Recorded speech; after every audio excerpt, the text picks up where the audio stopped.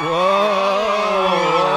Thanks, guys. Whoa, thank you, guys. Thank you. We're happy to be here. Hey, we're happy that you guys are liking our stuff down there. Wow. Thanks for holding us here. Wow, that's awesome. We're Wow. honored to be here, everyone. Honored to be here. Wow. Matthew, we're being carried by our cult member. Yes, we family. It's our family now. They're no longer weird cult following people. Yeah, they are the family. They're not a nuisance anymore. Now they're our family. No, they've accepted us into their family, and now we are one with them. Yep. And I'm glad. Me too. I'm glad. One would say we found our niche. We did find our niche. We found our home, and this is our home on top of these... on top of the strong shoulders of our supporters. Yeah. There's actually a lot more than 12 people. Right. I don't know how that works because we only get like 20 viewers. Well, those 12 people went and told their 12 friends. And then they told their 12 friends. And now we have this amazing base, this amazing following. It's awesome. It's awesome. It's I like great. it. I like it. And we should see in this episode that number change in terms of views. Yeah, it should be like 10,000 now. Yes, that is the projection. Hey, I used to get paid a couple hundred. I'm worth a couple thousand, not dollars but diamonds. I put mud out the bayou. Come and crucify me. We'll get to that later on. Yes, we will. But first, this is the Wolfpack Podcast, and we're here to tell you about our social media accounts on Twitter, Facebook, and Instagram. Also down in the description, we have our Patreon, where you can go and subscribe to us there for $1 a month to get our content early, or $2 a month to request a topic on this very show. And also we have timestamps down there, so if you want to watch us talk about such topics as Redacted's return... Excuse me? You can hop on down there and see the timestamps and hop around and, yeah. And as always, down in the description of this video, you can find the link to our highlight channel.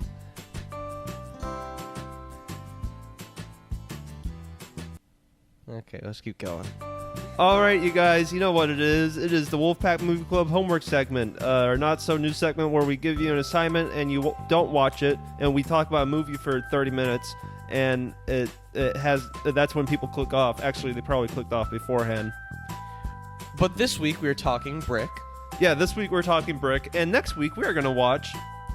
Cool World, the 1992 animated / live action film about this like comic strip femme fatale who like tries to seduce her cartoonist or something. Sounds a little like Who Framed Roger Rabbit. So it might be something like that, but maybe a little bit more raunchy. I don't know. It's made by Ralph Bakshi, who I want to watch a little bit of because he sounds like an interesting dude. Yes. So if you want to tune in to next week's Wolfpack Movie Club homework, make sure you go out there and watch Cool World. Cool World. You probably won't, but that's okay. That's okay. That's okay. So I guess that's it. I guess that's it, guys. It's time for... episode 36 of the Wolfpack Podcast. Oh, we're giving birth this week. Oh, shoot. Yes, we are. Yeah. 36 weeks in. Yeah, wait. The baby's crowning. Hey, look at that. It's coming on in. Oh, wait, it's me. Oh. I forgot. I have the baby. You have the baby? Oh, wow. So that means I...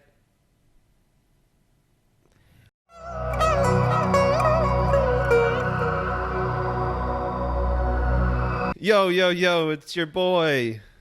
Howdy. Yo, it's your boy. Howdy. Yo, it's your boy. Howdy. Yo, it's your boy. Howdy, it's the king. What? It's the king. What? He's here. He came to stay. It's Zach. Yo, it's your boy. Zach Wolf. I'm here. I'm the king, baby. Welcome, sire. Hail to the king, baby. Hail to the king. Hail to the king. Matthew. Yes, sir. Oh, there it goes. How have you been? I've been pretty well. I've been listening to some podcasts. I got an audiobook recently. Studying to make this podcast a bomb-ass podcast? Precisely. Nice. You have to study the greats in order to be great. Yeah. And that transfers into podcasts. Even though these well. guys always, they think that we're great. That's true. Thank you, everyone. Thank you, everyone. Yes, you can thank applaud. You. Yes, thank you. Thank you. We love you guys. Thank you for supporting us. But I have been pretty well, Zach. How have you been, sir? I have been pretty well as well. Isn't that cool? We're both doing pretty well. Good. Isn't that awesome? Wow. Boom. Very good. Very good. But Yeah, I've been pretty well. I've just been working. I've been watching some movies. Mm-hmm. Been watching the movies of one person. I've been listening to music, especially one person. Oh. And we'll get into that in this next segment called What's New? What's New? Click. You guys turned off right there. That's okay. It's by ourselves now. That's okay. So what is new with you, Zach? What have you been getting into? I have been watching The Works. Fuck. Why did I say The Works? That's okay. I've been watching the films of this guy called Gaspar Noé or something like that. It's this French, I think he's from Argentina or something. Mm-hmm. He's a director. He's an art house director. He is one with the film students. He is a good director. He makes some good artistic movies that are very artistically inclined. Yes, you could say anyone looking to get a fresh taste of something they don't usually get to see in cinema, they'll probably go to a Gaspar Noé movie. Yes, exactly. So I watched 2 movies of him. Yes. The first one I watched was Climax. The most recent Gaspar Noé film, right? Probably. I don't know. There's also this movie called Love. I don't know when that came out. I've seen it on Netflix a bunch of times. So I don't know whether it's recent. But Climax was last year, so I'm guessing it's the most recent. Okay. But Climax is this movie by Gaspar Noé. It's about a group of dancers that go into a school. They're all part of this troupe. They're all like the synopsis is lured in, but they all want to go in there. Okay. So all these dancers want to dance in this troupe and put on a good show and everything, and they go into the school, and they all after a performance they have some sangria, and someone spiked the sangria. Oh no, I hate when that happens. I know, someone spiked the sangria, and they say LSD, but it doesn't look like they did. Is LSD. it kind of unclear what happens? It looks like they lost their minds. Mm-hmm. But anyways, they have that spiked sangria, and they go and basically murder each other. Oh. Yeah, they basically murder each other. Oh. And it is very, very, very, very, very good. Very good. It's very, very good. Very good. It's awesome, dude. I loved this movie. This movie was so good, dude. I love this movie. I also loved another movie of his, but let me go talk about this one first. Yes. So Climax is really, really cool. Mm-hmm. Climax is really cool. You wouldn't know this by the trailers. Why am I acting weird? But the movie's interesting. It has it's kind of divided into every movie's divided into acts, but this one especially, and the camera style changes within each act drastically. Is it getting progressively more drugged out? Or? No, I mean kind of, kinda, but. Okay.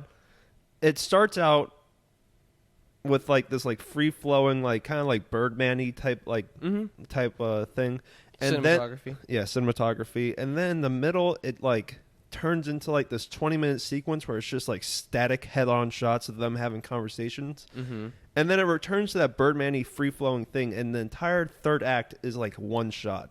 Wow. And it gets insane, and it's not like before where it's just kind of standard one shot type of thing. They start flipping the camera upside down. The camera starts shaking, and it gets insane. And it's so good, dude. I watched it twice. That's how good it was. Yeah, I watched it twice in 2 days. So I know Sofia Boutella from Kingsman and The Mummy. Yep. She's kind of known now. She's around. Yeah. She's what, the main girl? That's the thing with this movie. There's no main character at all. I'd say Sofia Boutella just on name recognition is the most recognizable and the one that people attach to. But in the movie, she's basically portrayed as one of the people, and the camera kind of makes the movie not have a central person you follow, because it follows a bunch of different people, and it will just change perspectives in a shot, and I don't know, it's really cool. So I guess without going into too many spoilers, is Climax is it horror in terms of plot? Is it picking people off through the night? Or is it not? There's maybe 2 deaths. Okay, so it's not Sofia Boutella's this final girl at the end or anything like that. It's not really horror. It just gets under your skin. Okay. Where it's it's very just heady, and you get kind of nervous, and you're like, you can just feel the control leaving the room, and you're just like, oh my god, what's gonna happen? Because like it kind of builds it up to be more violent than it actually is. Like it's not that violent at all. I've seen like much more violent movies, but it's definitely very stressful. Yeah, and that's kind of like the word that this movie is. It's very stressful. Is like the violence done like tastefully off screen or something, or is it just there's just not a lot in general? There's just not a lot.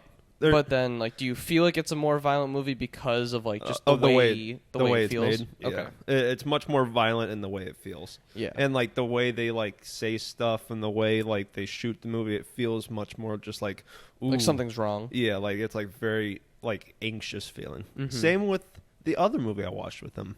Called Enter the Void. Enter the Void was even better than Climax. Really? And I fucking loved Climax.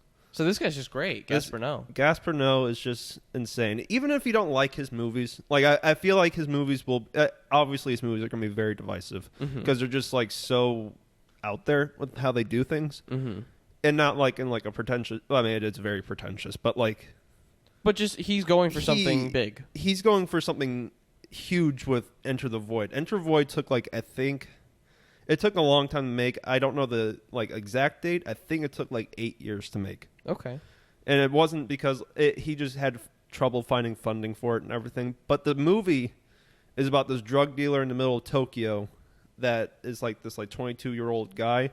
And at the beginning of the movie, he's shot, and the rest of the movie is about him going through his entire life and his point of view, basically. That's pretty cool. And so the beginning of the movie, the first like 5 to 10 minutes, is a one-shot POV sequence of him living in Tokyo.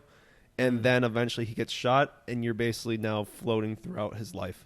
Wow. And it's amazing. It's like 2.5 hours, and the thing, I went through so many like different emotions with the movie. Like I went through like feeling anxious like I got from Climax, but then I got like lovely moments, and then I got angry, and then I got really bored, and I got really like I don't know, it just took me through so many different like emotions, and it's really it was like one of the most like powerful movie going experiences I've had in like a good bit. Wow. And there's like this thing, if you guys have seen Ghost Story, I doubt most people have, but A Ghost Story has this thing that kind of changed how it's going to sound weird. It kind of changed how I saw like my life in a way, where there's like this ongoing thing. It's not even like a big thing in the movie. It's not a message, but it's like this idea of like, in A Ghost Story, they have like a ghost inside like the corner of the room, and I'm just imagining, I put myself in that shoe where it's like just imagining the world like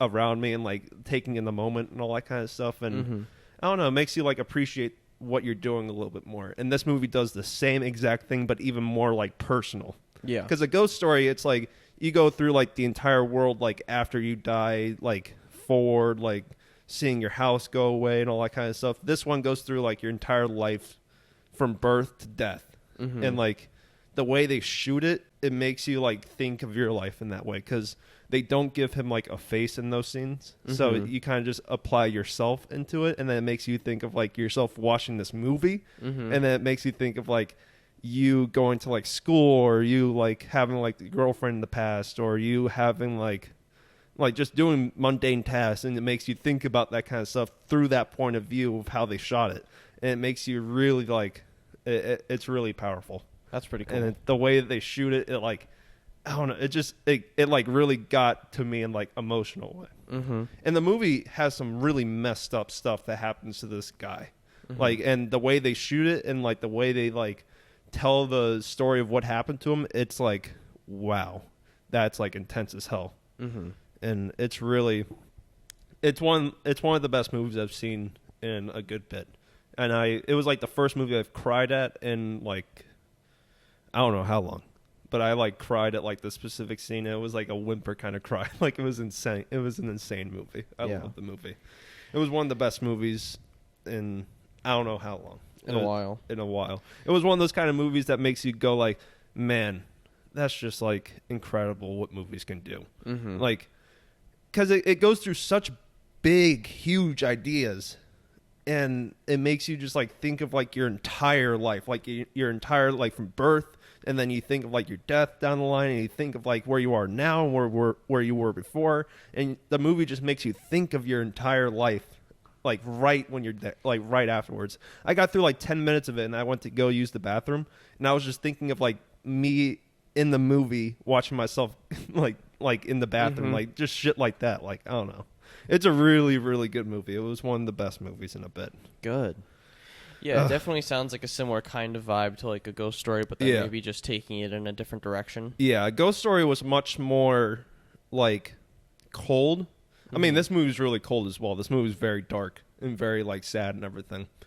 A Ghost Story was very cold and dark as well. But this one, it left me kind of like calmed, whereas a Ghost Story left me kind of like anxious about where I was. This one left me like feeling okay with like having like that conflict, because it just kind of makes up your life, and like you have these happy moments and these sad moments and this beauty and downfall and all that kind of stuff, and no matter what, that's your life. And then there's life after you, and you get to see like what your parents do to you, or like what your like siblings feel after you die and all that kind of stuff. Like it gets really, really existential. But yeah, it's much more calming at the end, and the ending is like beautiful. The ending's like beautiful, and it's really like a wonderful movie. It's one of those movies that it made me like want to buy the $20 Blu-ray like right there. Like, it was so good. I don't, and also it's like I don't know how much I'll rewatch the movie, because it's like such a big undertaking. It's like 2.5 hours, and it's like really slow.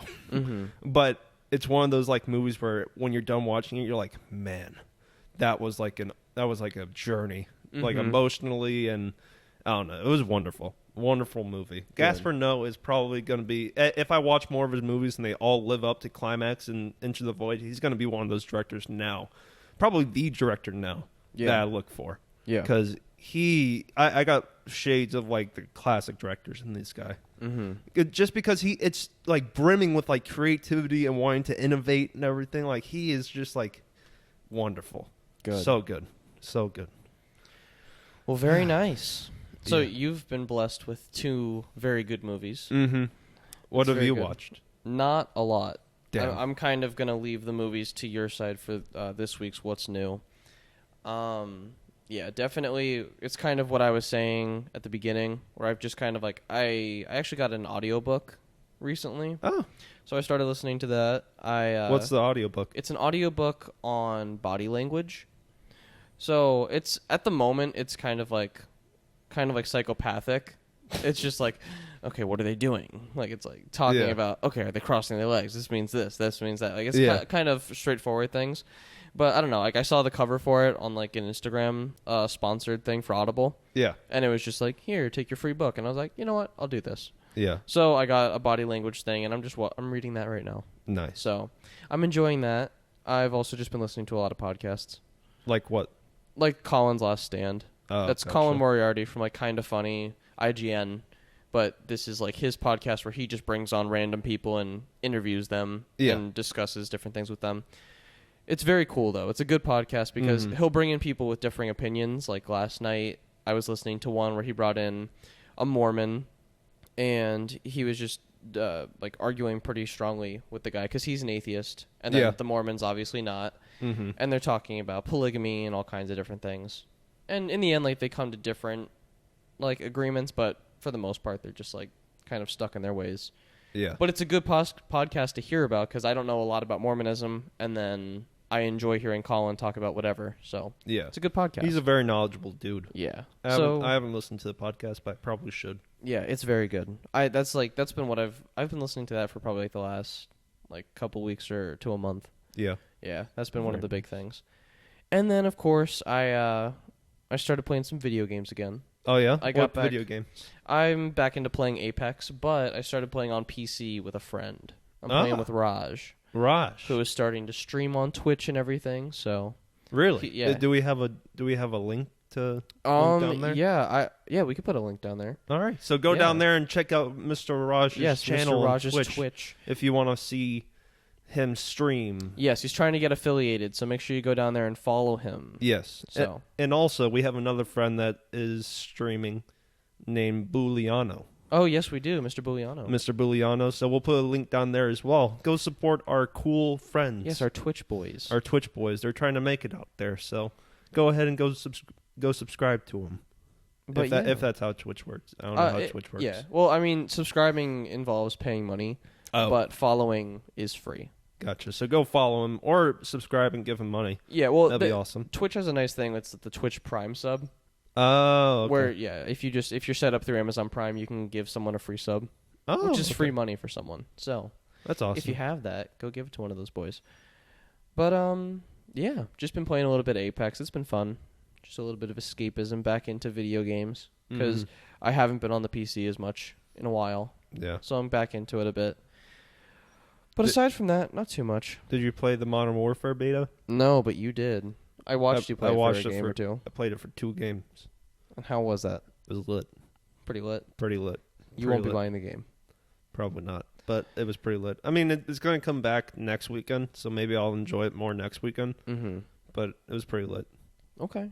So, the fact that it's cross-platform is a little attractive to me. It's pretty cool. Potentially, maybe at some point I'll get it. I don't know. I don't know if I want to get it, but yeah, we'll see. It's Call of Duty.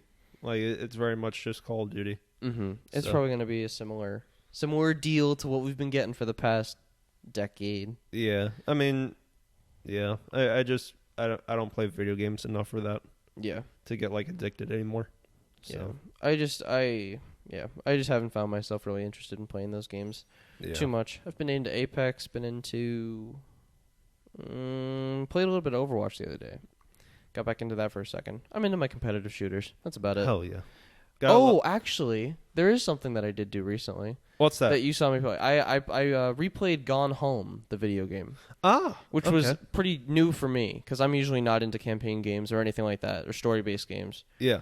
But I had played that game whenever it came out, like a couple years ago or so. Yeah. And I still had it downloaded on my PS4. So the other day before work, I got through like a good majority of it, and then after work, I came home and I finished it up. Mm-hmm. It's just a really sweet game. It's very nice. Game.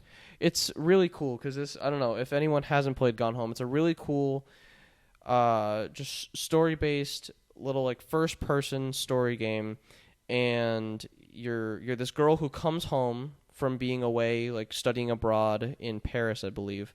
Yeah. And you come home to like your parents are gone on a family trip, and your sister is also gone, but she left you letters. So you have to kind of roam around the house, which is kind of a creepy house. Mm-hmm. There's like a storm going on outside, and you think it's going to be like a horror game, but spoilers, it's not. It's more like a family relationship kind of thing. So is it a family? I thought it was like a gay relationship. Well, it is, but I don't want to talk too much about that. Oh shit! I just spoiled. But it's like a family relationship between like the sister communicating with the other sister about why she's gone. Oh, okay. But yeah, basically, yeah, it ends up like it's like unfolding the story of where the sister went, and that's basically where you go in the story. But it's very good. She's not gay. just play it. I don't know if it's even. It's probably still available somewhere. Oh yeah, it's still out there. You just gotta pay $20 for it. Oh, so that's how I got it. Yeah, you got it. You got it for PlayStation free. Plus. So. Okay. Yeah. So I mean, I don't know if it's $20 is kind of steep for like an hour of gameplay. Yeah, but it is pretty. But steep. it's fun. It's a good time. If you want to play it, come over to my house, and we'll play. Yeah. If you guys want to come over, we'll host a Gone Home playing party. And it'll be fun. Yeah, if you don't want to pay for anything, you can always just like come over here. We'll watch it. We'll play it. We're actually adding. We were talking about this the other day. Yeah, we were adding a $700 tier to Patreon. Oh right. Yeah. We only have one person that's doing that right now. It's Arion. Shout out to Arion. The $700 tier is you get to be our roommate. Yeah, so basically we have the $1 tier, of course, where you get the content early, $2 tier where you get the topic on the show, and then you got the $700 tier where you can pay for your own rent and live in our apartment. Yeah, but you can see us record live if you want to. Yeah, you can hang out. We can disrupt you. Yeah, you can be our live audience. I wouldn't care. If we're getting $700, dude. Yeah. Yeah, you can interrupt the show all you want. You could you could legit come on the show and like. You could be a guest. You could get to know us so intimately that you want to retract that $700 investment, and then leave. But anyhow, don't please. Yeah, don't leave. But now you know there is the $700 Patreon tier if anyone is interested in that. But I think that's about it for what's new, at least for me. Haven't watched a lot of movies aside from, of course, our Wolfpack Movie Club homework. But what were you gonna say? Well, we got a little topic that's like kind of an extension of what's new. Mm-hmm. It's really what's new. Yeah. It's like it's very fresh. It's very new. It's very new. So we're fans of Brockhampton out there. Mm-hmm. We're fans. We're art students. Of course, we're fans of Brockhampton. We're the general audience of it. Of course. And Brockhampton famously, one of their members left during the height of the Me Too movement. Mm-hmm. His name was the Ameer Van. Mm-hmm. And yesterday he posted a picture on Instagram saying Emmanuel available now with his head peeking out from the bottom of the picture. Yeah, that was kind of creepy. It gave me chills. But so we listened. By the time this goes up, it'll be out. Emmanuel, the EP. We didn't know it was an EP till today, but it will have been out, and it will have been out for a couple days. But we listened to it right now. Yes, we did. And it's 16 minutes, and Ameer's on it. What'd you think, Zach? I was not a fan. Yeah, I didn't really care. I didn't really. It's like the opposite of what I wanted him to do. Yeah? Well, yeah. Like, what did you want? I wanted him to, like, talk about what happened. Yeah, I felt like he kind of, like, he mentioned it. Well, that's like, yeah, he mentioned it, but he kind of just made bangers. Yeah. Like sad boy bangers. And it was like, I don't know, like, there's like a lot of stuff he could have talked about either way. I feel like it would have been more powerful if he had one song talking about, like, what happened. Yeah, if it could have been, like, some kind of response to, like, Dearly Departed, or even just, like, the sexual abuse allegations or whatever. Just, like, talking about what happened, because what he did was more talk about the fact that he left Brockhampton. Mm-hmm. And that's not really the angle that I think is smart for a comeback thing. Mm-hmm. Like, the vibe that I got from this is it's not very smart of him to come back like this, because everyone's thinking about what is he going to say to, like, Brockhampton and about the sexual abuse allegations and about, like, the Dearly Departed robbery stuff and all that kind of stuff. And if you just make, like, kind of bangers, I mean, it's there. He does talk about, like, his state of mind now, mm-hmm. like, a lot. Like, he talks about his state of mind a lot, and he still has it as, like, a rapper, and he's, like, a good rapper. He's writing a lot and everything. It sounds his delivery's good, his writing's good, and all that kind of stuff. But the beats sucked. Yeah. The beats were not very good. And I don't know, like, it wasn't really the best angle to take it, I felt like. Yeah, I think I liked Glock 18 or something. Glock 19. Glock 19. That was pretty good. I think that was probably my favorite track. I liked Los Angeles. That was a good one. Mm. The first one didn't. The first one, he was good on it, but the beat sucked. Mm-hmm. Like, I don't know. A lot of the stuff, it kind of highlights what's missing from Brockhampton and what's missing from Ameer not being in Brockhampton. Yeah. Ameer is, like, a writing force, and he's a great rapper and writer and all that kind of stuff. But the production is not there, and it seems like he doesn't have the vision for the whole song. Mm-hmm. But Brockhampton is missing, like, that Ameer presence that Ameer gains from that and everything, because he has such a great presence, like, on the mic and all that kind of stuff. Mm-hmm. And I think Brockhampton's doing well right now and everything, but they are missing that, like, Ameer presence that he had, like, in those songs and everything. Yeah. But yeah, the EP kind of I left not being, like, shooken. Yeah, I think which was interesting. Kind of like what it comes down to is just like, this is kind of just the case with Brockhampton. If these people were to go out and do their own thing, I don't think I'd like it that much. Yeah. Like, Kevin can kind of get away with it, but I don't even care about his solo stuff that much. I like Yeah. Brockhampton when they're together. Ameer suffers when he's alone. Yeah. Like, regardless of if there were allegations or not, I'm bored listening to this because I don't like. He just doesn't stand on his own for me. Yeah. They Like, all kind of like aid each other when they're all together. Yeah, and I also like just like Ameer's talented, but he's also kind of boring to listen to. Like, I wouldn't want to listen to a whole album of just Ameer, Yeah. even if he was like in good like terms with media and stuff. Yeah. But it's just like I just get kind of tired of it. Like Yeah. every once in a while he'll bring like the intensity. Like in Glock 19, I thought like I think it was the chorus of that song or whatever it was. Like I was like, okay, cool. Like this is pretty intense because it like that's just like what I like in Ameer. It's like okay, cool. You bring the heat, and then I don't care. Like I didn't care to listen to 16 minutes of him rapping.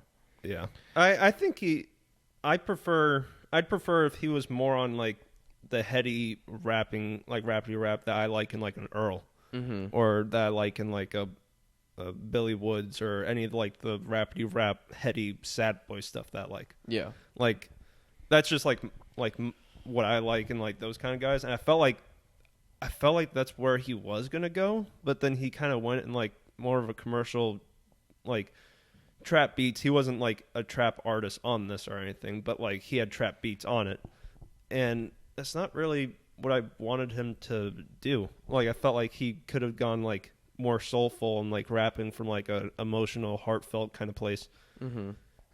Yeah, I think it comes down to what you were saying about the production. Yeah, It's not him, right? No, it's not him. There's no way. It sounded like it legit sounded like he was just rapping over like tight beats, which is kind of sad. Yeah. Like if he would have done like a like drugged out soulful type of thing with him rapping over it, that would have been amazing. I would have loved that. Yeah, it would have been cool to get a bit more from that. Yeah, because but it was kind of underwhelming. I didn't care. Yeah, I liked him. He sounded good, but his production is what held it back for me. Like if he would have had like a different sound and a different feeling for the songs, I feel like it would have done better for me. Because he could have, if he would have come back with like a soulful, sad ass thing talking about everything that happened, that would have been pretty cool. Yeah. But he kind of came back with like sad ass stuff with like trap beats that didn't really fit what he was talking about, and I don't know, it just felt very not interesting. Yeah, kind of unremarkable. Probably won't continue listening. No, I don't. I haven't thought about it until we started talking about it right now. Like I don't really care for it. No. I hope he does better. I think he's still trying to find his footing. And probably. Obviously, like he after such a big shakeup like that, there's no way he's not trying to find his footing. Yeah. Like I'll continue listening to what he has to say, just because like I'm interested in his point of view and all that kind of stuff. Even though I think he's in the wrong from what I hear, but I want to hear what he has to say about it, and that's not what I got from this, because I wanted to hear his point of view on what happened, not just acknowledging that it happened. Yeah, I think part of the problem with the whole Ameer thing is like I don't know if he'll exist outside of just the drama surrounding it. Yeah. Like I don't think there's like enough, like what you were saying about Vision. I think I can agree with that, especially in terms of like this first project back. It's like there's just not a lot that I care to see. Like I don't see a lot of potential in this. I don't see a lot of like, okay, where do you go from here? I'm just kind of like, okay, let's let this fizzle out. Say your piece and then go do something else. Yeah. Because I don't care. Yeah. I mean, he should have used this project as a way to acknowledge everything that happened and say his piece, and then move on to his own kind of stuff on the second one. Yeah. Hopefully he even just does that this time, because I don't really care to hear anything. Yeah. Like, just do your thing. Just try. Yeah. Try to do the best music. Who gives a shit? It's sad. I wish it came back with a bigger bang than it was, because there was so much stuff that he needed to say on this one, because like everyone hates him right now. Yeah. And he could have said his piece with everything, and even if he said that he was wrong, and like, or if he took a different angle or whatever, like it could have been a very interesting project, or just song. If he just did one song, I felt like that would have been more compelling if it was about what happened. Yeah, I was kind of surprised there wasn't any single track that was kind of like that. I wish it was just like one song. Like the last song or anything. Like the last song, I was like, oh, it's over. Yeah. And like it was kind of short, and I was like, okay. Yeah, I wish it was just like it could have been. Imagine if like just one day like he posted just a song that was like a response to everything that's happened, and then that's like what you got for a little bit. Yeah. Like I felt like that would have been a better way to return rather than give him bangers, because we're not here trying to bang with like Ameer. Yeah, maybe he like did this EP thing, and then Ginger came, and maybe he'll come out with some kind of like Response then. Yeah, some kind of response just on its own, some kind of loose thing. Yeah, maybe. But I don't know. Maybe. Either way, that's Emmanuel. Emmanuel. Yeah. But end to this cycle. Yeah, I just it kind of goes in the garbage for me. I don't care. Yeah. Also, just because like I don't know. I just don't see Ameer as like much of a solo artist outside of everything. Mm-hmm. I think he's a talented guy, but like alone, I don't see it. Yeah. Oh well, baby boy. But there are talented artists with potential out there. Who's that? Who also get into hot water. Who? And I would say Rian Johnson is one of those guys. He is a very talented artist. Rian Johnson, of course, the director of Last Jedi. Yes. But more importantly for this week, the director of Brick, our Wolfpack Movie Club homework. Hell yes. Hell yes. So, yeah, that was our homework this week. You better have watched. If you didn't, it's okay because we're going to go into all of it right now. Yes. We watched Brick, starring, I don't think this was his debut. No. Joseph Gordon-Levitt was in this film, Yeah. and he's very young, but it wasn't his is debut. his first thing like 10 Things I Hate About You or something? I have no idea. It's around the same time. Wait. Was it Angels in the Outfield or something like that? I feel like I remember Flickbook talking about it. Maybe it was. Yeah. I'm not exactly sure. But this was his first, at least like... Probably like one of his first leading roles. Yeah. Because he definitely like is at the top of the this forefront. film. Yes. Yeah. So Brick is basically a like mystery noir film set in high school. Yes. And they play on like the high school thing and like how young they are doing this stuff. Mm-hmm. So Matthew, what did you think of Brick? I enjoyed Brick. I thought it was good. I enjoyed it as well. I didn't love Brick. I didn't No. think it was fantastic. Yeah. But it was something different. I liked that they played up the high school thing for sure. Mm-hmm. I thought it had like a fun tone, and I thought usually when I go into like these directorial debuts or like these like first features for big directors now, I'm not going in looking for what they do already. Yeah. I'm looking for the potential. Rightfully so. I'm looking for the potential for what they do in the future. Mm-hmm. And I think in this one I see the potential. Oh yeah. So that was like the main thing I wanted to go into Brick looking for. I'm like, okay, Rian Johnson, this director just starting out, what can I see from him that I like? Yeah. And I saw, first of all, like a lot of like style and like the writing. Mm-hmm. Like it definitely has like a certain flavor to it. Yep. The editing style was like at first kind of jarring to me, but then it owns it because it just goes for it. Yeah. And it's like very like static, bop, bop, bop, bop, bop, like going right back and forth. And it's almost like it feels very amateur, but it's just the way they go for it. Yeah. And then also I was really impressed by like the way they tackled violence. Yeah. I thought they did a really great job shooting that stuff. Just making it fun, kind of comical at points, and also effective. There's one violent shot that I thought was fucking great for an amateur thing like this. Yeah. Are you thinking of the one thing? I think there are multiple, so I don't know which one you're talking about. I'm talking about the tunnel one. Yeah. The tunnel one was great. The tunnel one, some guy gets shot in a tunnel.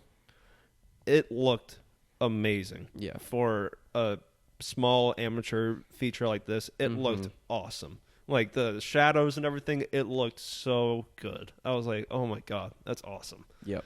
But yeah, the violence they did it very well in this movie. Yeah, I'm trying to kind of still get my finger on like where I would put like how I would explain Brick to someone. Yeah. I feel like it's like what's an example of like a mystery noir film? Like something like Brick. Like it's definitely like it's very inspired. But then I just feel like it's inspired by just noir in general. Yeah, it's like noir, but also like if Napoleon Dynamite did noir or something. Like that kind of like feeling of like, okay, this is like mature high school. I got more like, I like a Napoleon Dynamite, but like John Hughes at points. Kinda, sometimes. Like sometimes I got like John Hughes at points, and I guess just by the teen aspect. I don't know if it's much in the tone of it and everything. Yeah, I wouldn't necessarily say John Hughes, just because I think like they play it too dark for John Hughes. Because also, I don't think like they don't embrace being kids as much as they're more kids trying to be adults. Yeah, and like that's something I do enjoy in this movie. Yeah, is like, well, as I was watching the movie, I just kept thinking, how would they do this today, and how like silly would this look? Because I don't know, like I think like they chose the right age where it's like it's high school, but they're definitely older than high school, playing high school, and I think that helped it a lot. Another thing I liked about this movie was that it was like kind of timeless in how they did things. Like there wasn't many things that like held it to a specific time, really. Yeah, like there was like they dressed like 2000s, like it looked like early 2000s and everything. But it wasn't like a bunch of technology or anything like that. Like it was a bunch of like things that could have been in other times. Like if you just dressed it up differently, it could have been in another time or another story. So, but they did it in like early 2000s, it seemed like, and they owned the high school age of that time. Yeah, I agree with you. Definitely like the use of like passing notes. Yeah. And then using just telephone booths. Yeah. And that kind of stuff. It's like it's just so much like it looks so much better to the eye than if they were to use some like early flip phone or something and try to do that stuff. It was so much more tasteful that way. If they try to make it too of the time. So. Go ahead. Oh, what were you gonna say? Well, I was just gonna say also like that timelessness definitely also comes into like just like the hierarchy of like different kinds of students and stuff. Like they very clearly make like the nerd, the jock, the loser who's the detective. Yeah. And then like the girl who's like trying to be popular. But go ahead. I kind of like I didn't really understand the story too well. No, I also had a hard time. I didn't understand what was going on. I was a little unclear on things also. I wasn't sure because I was watching it late. Yeah. Also, and I wasn't necessarily sure if I was like, am I just tired and I'm not getting some of this or what's going on? Because I think sometimes just the dialogue was like too like written. Yeah. Where they're almost like, and then like they ran around here and now they're doing this. Yeah. And I just didn't really get all of it. Yeah. I didn't really mind it too much. I mean, it could have been nice to have a clearer story, but I think what I got the most from this movie was the tone, and I really liked the tone of it because it kind of felt like autumn. Like when I was watching it, it reminded me like I was like smelling like October air. Like I don't know. I felt like that like autumn feeling from it, and I could see myself watching it in like a 2013. Yeah, and like really appreciating it, and like I don't know. I just really liked how just like good it felt. I mean, it's like dark and everything, but it's like a dark that's like fun to watch. Yeah, and I don't know. It just kind of felt nice to me. I think it comes down to the concept having its own tone. Yeah, and then it's being juxtaposed by the way they go about like achieving that tone, and it's a pretty cool feeling. Yeah, just kind of having like the innocence of what it all actually kind of is, like where it's like all high school stuff, but then they're all taking on like very serious roles, and just like you have a scene like Joseph Gordon-Levitt in the assistant principal's office. Yeah, I love just having this like discussion about like I'll give you the information if you don't get on me about it, and like. I love that whole scene. That whole scene was like, God damn it, I love. He's like, I can talk my way out of it. I'm in accelerated writing. Yeah. He's like, oh, you're with that teacher? Yeah, she's pretty tough. Oh, but she's honest. That was another thing I liked about the movie is that they didn't hokey it up. They played it very straight. Yep. But what they were saying, and when you think that it's like high school principals and like a student there and everything, they weren't doing a thing where it's like. Or just talking serious and like obviously this is stupid. They kind of played it more like serious and everything, and it really I don't know. Like I just felt very like breezy. Yeah, watching it. Like I don't know. It felt very not cold in like a way that's like dark, but like cold in a way that's like cozy and like nice. But it wasn't like too cold. It was like very nice to watch. Yeah, like, I really liked the tone of it, and even if it doesn't make sense too much, I just liked watching it. and like the way they were making it, I was just like, this is cool. Like, this is like a really cool movie. Yeah, I think like the stuff that kind of was like a little bit unclear or suffered a little bit for me in viewing was the girl who played Emily. I didn't love that much. Yeah. Like the love interest who disappears, I didn't care about much. And I also thought they could have made the relationship between her and like the junkie dude, like Dode. Noah Siegel. Yeah, the guy. He's in like a bunch of Rian Johnson's movies. He's like one of those guys. Yeah, him. Like I kind of like felt a little unclear like how that entire engagement was between him and Brendan, Joseph Gordon-Levitt. Yeah, I didn't really get the relationship too well. I mean, I got it, but it was like I don't know, something about the movie I couldn't grasp. So there was also a certain thing that I felt was kind of unclear because it's high school. Yeah, was the fact that nobody else knew that he dated her for a long time. Yeah, and being high school, everyone knows who's dating who. So it felt weird that no one knew his motivation going into this detective thing. That's true. Like investigating his ex-girlfriend. Yeah. So that was one thing I was like, wait, like why is he able to manipulate like the pin and tug and everything? Like how is he able to get by this and no one knows that he dated her for a while? Yeah. Another thing I loved about the pin is that he had a fucking cane because he was crippled. Yeah, I didn't realize that. I thought it was because he was cool. No, I thought it was him being cool. He was crippled. And then they just throw in like one line of dialogue that's like, and you have a cane because you're crippled. Like, I was like, oh my God, that's insane. Yeah. That's awesome. Like, I don't know. I just loved his whole thing. I loved when they were doing that whole thing with like the cane and like the henchmen and all that kind of stuff. I thought that was so fun. Oh yeah, it was really fun, and there were some really, really well done scenes. Like just like out of context, if you just watch the scene, it's like, wow, this is a lot of potential for Rian Johnson. He directed the shit out of this movie. Yeah, he did. Like the whole scene when the pin and the henchmen, like basically the basement scene. At the very end, that's like the climax where like they're about to like shoot and then the people come upstairs and everything. He directed the shit out of that. Yeah, that was really well done. The sound design like carried that whole scene, but you felt that they were actually there because you didn't actually see any of like the storming upstairs and everything. It reminded me of like what M. Night Shyamalan used to do in like Signs and Unbreakable, where it's like don't show what's happening but imply what's happening and let the imagination do it. And I was like, that's fucking great. Like that was so good. Like because you don't see a cop in the entire thing. No, you don't see the cop coming in. You just see the guy come in with like the blood and drop, and you know exactly everything you need to know about what happened up there. It was amazing. That whole scene, I was like, man, he directed the shit out of this movie. There was another moment that felt a little unclear to me, but I also found was clever when I saw it. Right when he gets out of the house at the end. And he's like escaping the cops storming the Pin's place. There's like that reveal that he put Emily's body in the trunk of Tug's car. Like that's why he asked to take his car. But I didn't like understand like that whole time thing.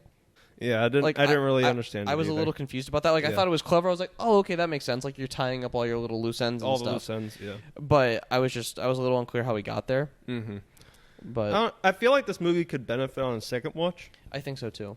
Because just general with noir, it's very confusing. Because there's a lot of plot elements that you need to keep track of, and if you for a moment are like texting someone, you could lose something, and you're like, oh, what? And then like, it's very hard to grasp like noir and everything. Yeah, but I feel like this movie would be very fun on a second watch. I could see myself watching this again like in a few weeks when fall comes around, because I don't know, just something about the tone. I was like, man, this felt like I was playing like I was gonna go play Black Ops 2 right after this.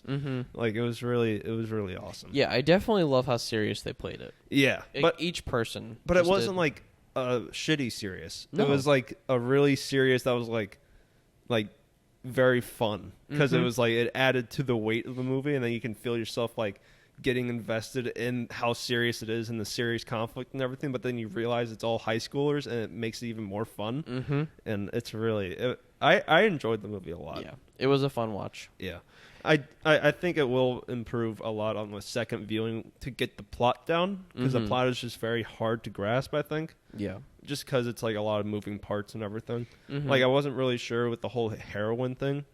Like, there was like parts. What do you mean? I think I just missed a piece of dialogue or like something along with the heroin and how that tied in. But whatever. Well, like that's like the Pin's business. Yeah. And I think I didn't get that. I like inferred it, but I didn't like explicitly understand it at first. Yeah. But I like got along. I was like, oh, that maybe that's his thing. But Yeah, a lot of like the plot did get a little bit cleared up in the last scene with Joseph Gordon-Levitt explaining everything for us. Yeah. That definitely helped, and I really liked the way they went about doing that final scene. Yeah. With Joseph Gordon-Levitt, and then I don't know, was she like the femme fatale? Yeah, she was the That's one who that she like is?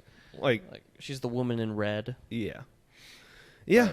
I really enjoyed the movie. Yeah, It was I liked like it a lot, one. too. It was a really fun movie. Yeah. I really enjoyed it. I feel like it'll be one of those I return to. Yeah, for sure. So.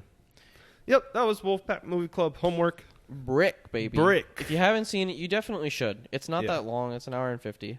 Yeah. And I think you'd enjoy it.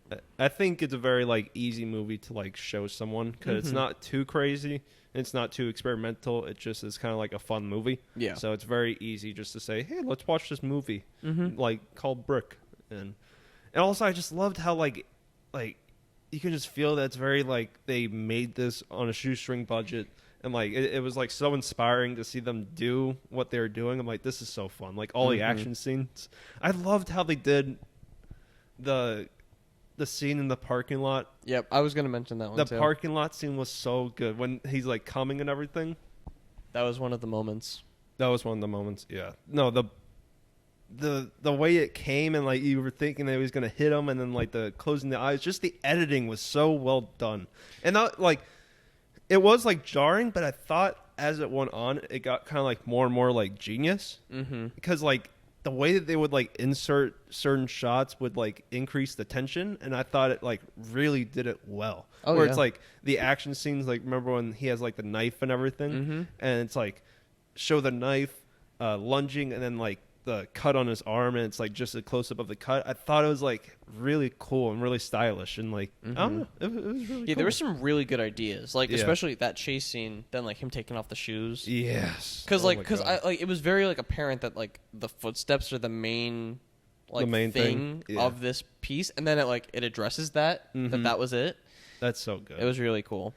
And yeah, in the parking lot, like with the car driving by, like that tension building was just awesome too. Yeah, it just, you could take certain scenes from this. It was like kind of short filming in a way, where it's like you could take certain scenes from this, like the action scenes, and like pluck it out, and it's like a really good short film.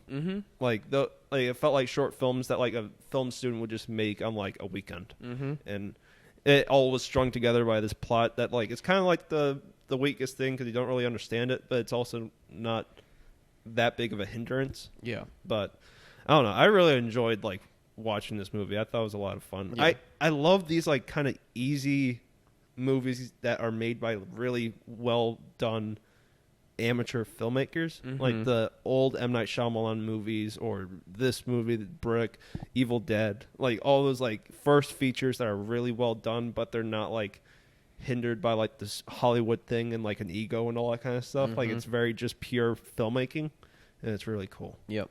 I love that kind of stuff. Yeah. Or Swiss Army Man, like that kind of stuff. Like those kind of movies that are like very pure, just like they wanted to make this movie.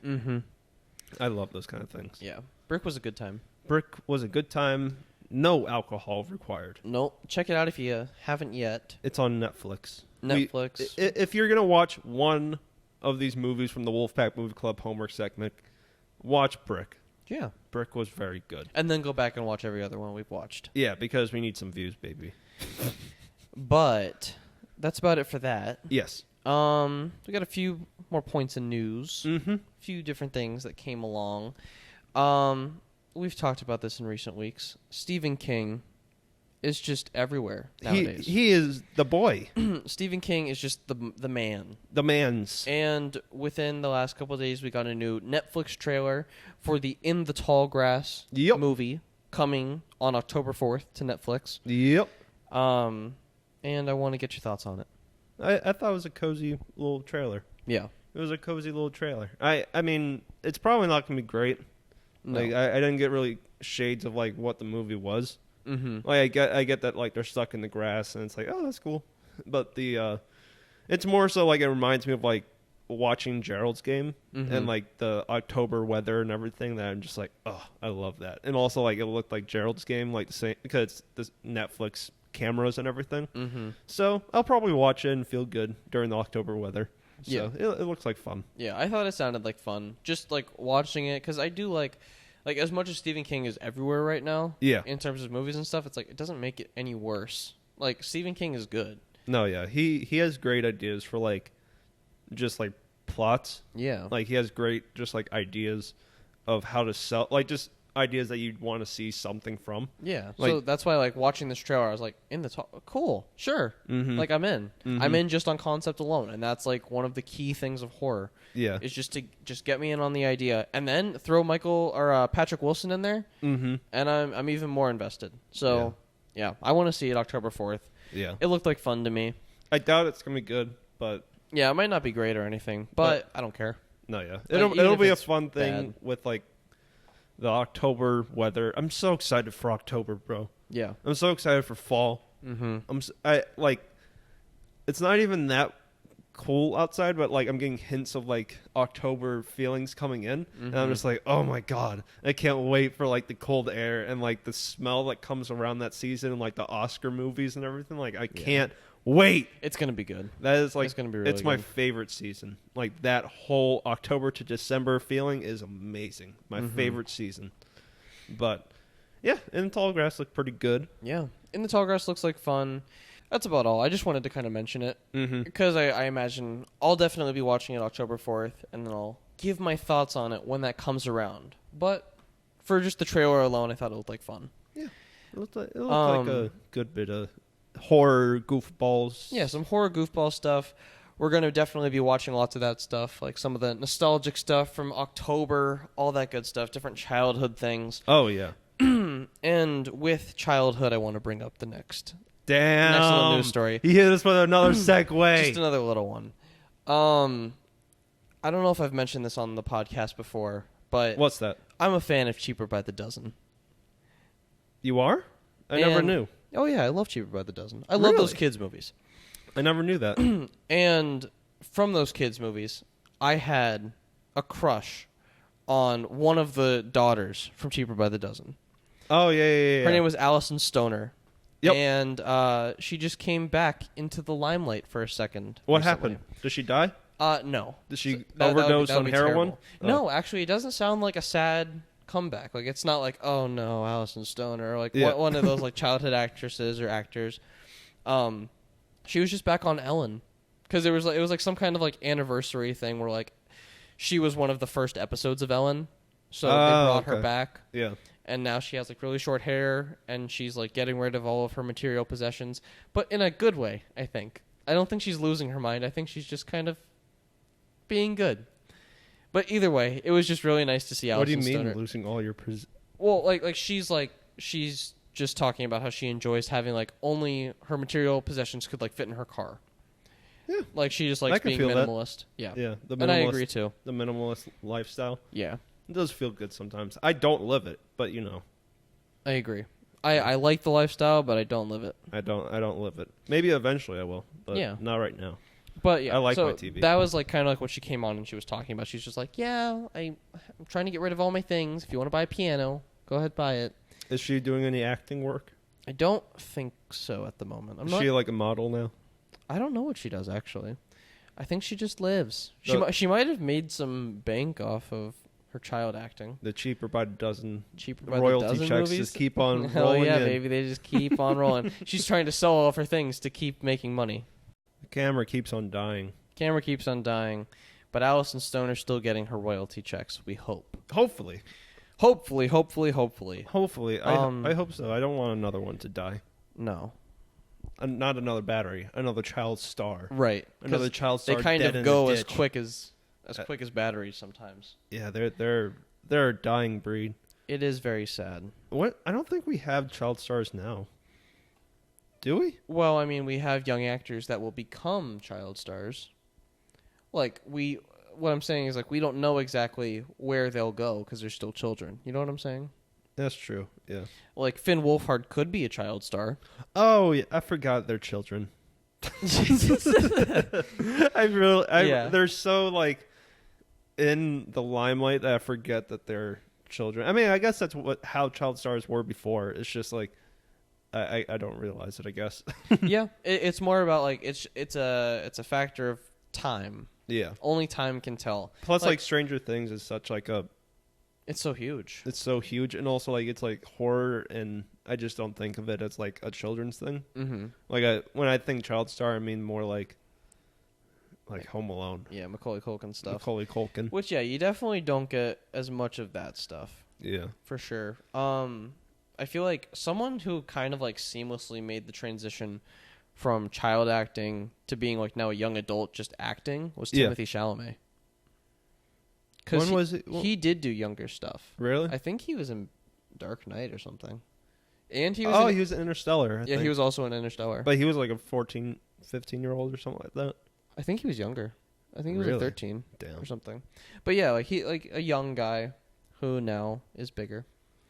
I mean, he's like the indie boy now. Like, yeah. He's the big boy. Mm-hmm. He's the big boy in charge now. Like a lot of those guys right now that are like the A24 people were doing kid stuff, like big kid stuff, like Lucas Hedges. Similar thing, like what we were talking about. That's true.